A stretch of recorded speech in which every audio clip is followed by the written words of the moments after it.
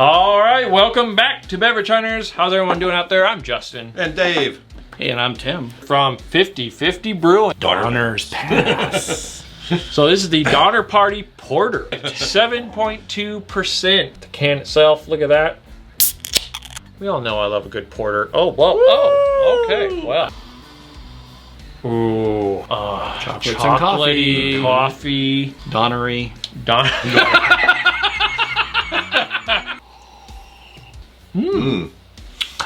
Effervescent. Tasty, smooth. Yeah. Very bitter. Little chocolatey. Bitter.